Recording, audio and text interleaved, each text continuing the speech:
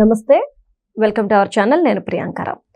జనసేనలో ఈ మధ్యన కొన్ని చేంజెస్ కనిపిస్తున్నాయి. అంటే మాట్లాడే విధానంలో కావచ్చు, లేదంటే పవన్ కళ్యాణ్ గారు ఏదైనా స్టార్ట్ చేసే విధానం కావచ్చు, వాటికి పేర్లు పెట్టే విధానం కావచ్చు, ఇవన్నీ చూస్తుంటుంటే ఆర్ఎస్ఎస్ భావజాలంతో జనసేన పార్టీని ముందుకు నడిపిస్తున్నారా?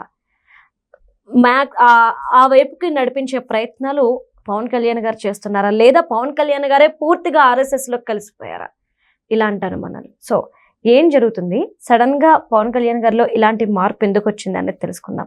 మనతో మాట్లాడడానికి సీనియర్ జర్నలిస్ట్ సిఎస్ రావు గారు ఉన్నారు, ఆయన అడిగి తెలుసుకుందాం. నమస్కారం సార్. నమస్తే.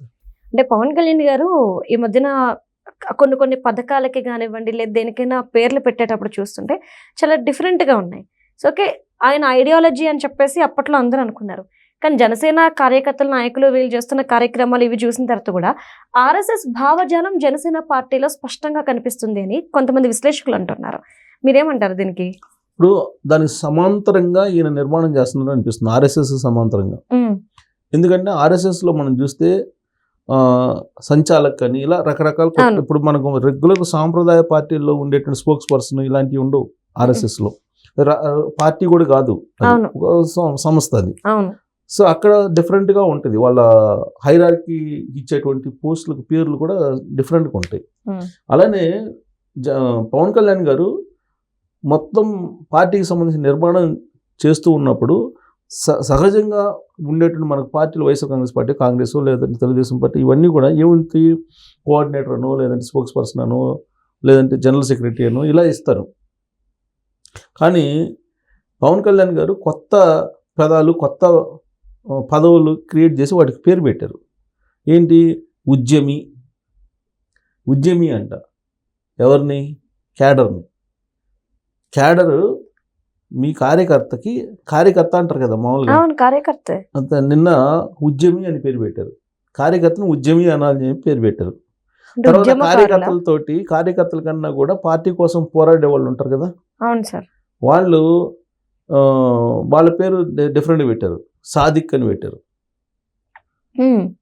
సంస్కృత్ వర్డ్స్ వస్తున్నట్టు అనిపిస్తుంది కదా, సాదిక్ అని పెట్టారు. ఆ నెక్స్ట్ లెవెల్ అంటే పార్టీ అంటే క్యాడర్ ని కలుపుకొని వెళ్ళేటువంటి లీడర్స్ ఎవరైతే ఉంటారో వాళ్ళని సాదిక్ అని చెప్పి పెట్టారు. సో ఇప్పుడు పార్టీలో ఉంటూ పార్టీకి దూరం నుంచి పనిచేస్తూ డైరెక్ట్గా లేకపోయినప్పటికీ దూరం నుంచి వాళ్ళ యొక్క భావజాలను లేదంటే పార్టీకి సింపథైజ్గా ఉండేటువంటి సలహాలు సూచనలు ఇచ్చేటువంటి వాళ్ళని ప్రదాతలు అని పెట్టి, సో డిఫరెంట్గా అనిపిస్తుంది కదా. ఖచ్చితంగా. సో ఏ పార్టీలో లేనటువంటి విధంగా పెట్టారు. ఏ సందర్భంలో పెట్టారంటే ఈయన మెంబర్షిప్ డ్రైవ్ మొదలు పెట్టారు. ఈ మెంబర్షిప్ డ్రైవ్ సందర్భంగా ఆయన ఒక మీటింగ్ పెట్టారు నిన్న. దాంట్లో నాదెండ్ల మనోహర్ గారు, తర్వాత పవన్ కళ్యాణ్ గారు, వీళ్ళందరూ ఉన్నారు. వీళ్ళు ఆయన ఇచ్చినటువంటి ప్రసంగాన్ని మొత్తం అబ్జర్వ్ చేస్తే మొత్తం డిఫరెంట్ వేలో జనసేనని తీసుకెళ్తున్నట్టు అనిపిస్తుంది. లేదంటే ఉద్యమి ఏంటి, సాదిక్ ఏంటి, ప్రదాత ఏంటి, ఈ పదాలు మనం ఎప్పుడు వినలేదు కదా. సో ఆయన దానికి ఎక్స్ప్లెనేషన్ కూడా ఇచ్చారు. ఉద్యమి అంటే క్షేత్రస్థాయిలో పోరాడేటువంటి వాళ్ళు, ఉద్యమి అంటే కార్యకర్తలు.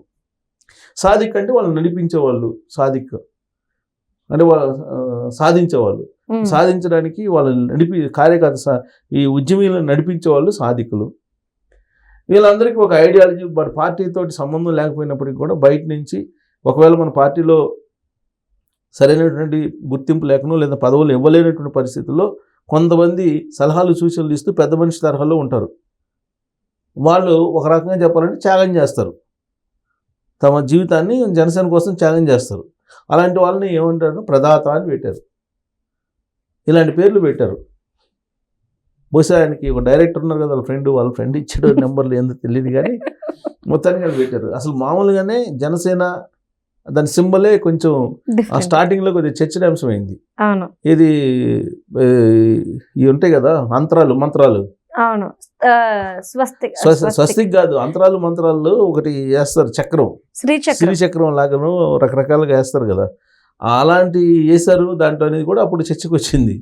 సో ఏదైనా సరే అప్పుడు ఆయన వారాహి అని పేరు పెట్టి ఒక వెహికల్, నిన్న కూడా వారాహి వెనక నుంచొని ఫోటోలు తీయించుకొని కార్యకర్తలతోటి మొత్తం వారాహిని చూపించారు.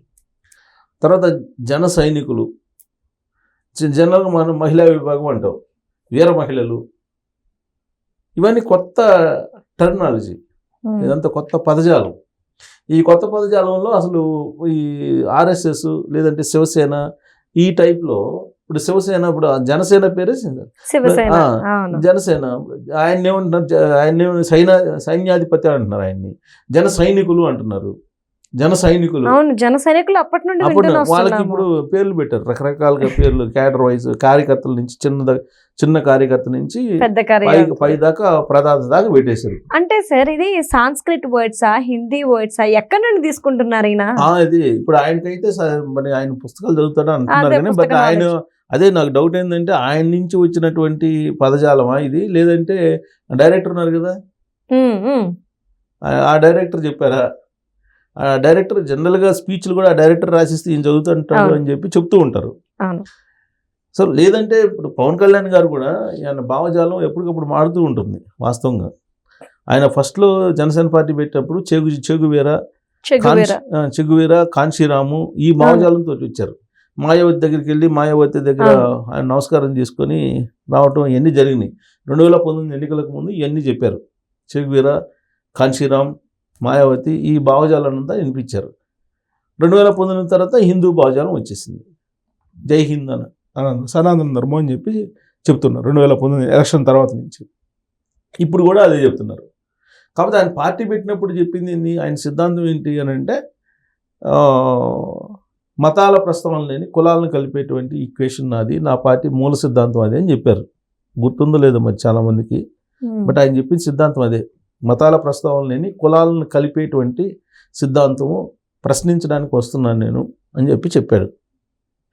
మతాల ప్రస్తావన లేని అంటున్నారు. ఇప్పుడేమో ఏమంటున్నారు, సనాతన ధర్మం కోసం నేను ముందుంటాను, మీరందరూ బయట రండి అని అంటున్నారు.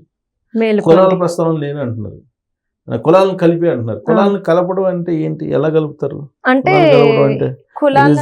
కుల వ్యవస్థని, కులాలు అనేవి లేవు, ఆ కులాలన్నింటినీ కలుపుతారు అంటున్నారు. సాధ్యం కాకపోవచ్చు ఇప్పుడు ఉండేటువంటి పరిస్థితుల్లో.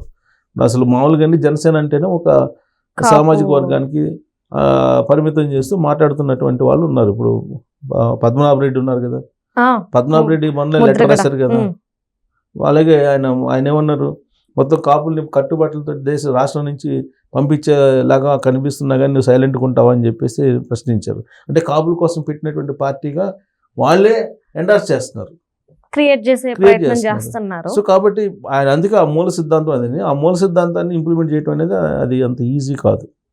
ఐ థింక్ దాని నుండి బయటకు రావడం కోసమే ఈ సిద్ధాంతాన్ని ఆర్ఎస్ఎస్ భావజాలాన్ని చూపిస్తున్నారా? ఇవన్నీ పెట్టి కొంత ఆర్ఎస్ఎస్ భావజాలు వీటన్నింటిని మిక్స్ చేసి వెళ్తున్నట్టు కనిపిస్తుంది.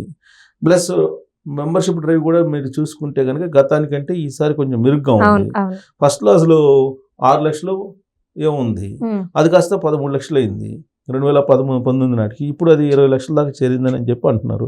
రాబోయే రోజుల్లో ఇంకా మరింత పెంచుకొని అధికారం దిశగా, రాజ్యాధికారం దిశగా వెళ్ళాలి అనేది కార్యకర్తలు లేదంటే ఆ పార్టీలో ఉండేటువంటి వాళ్ళు కోరుకుంటున్నారు. పవన్ కళ్యాణ్ గారికి తెలుసు బలం ఏంటి, బలహీనత ఏంటి అనేది.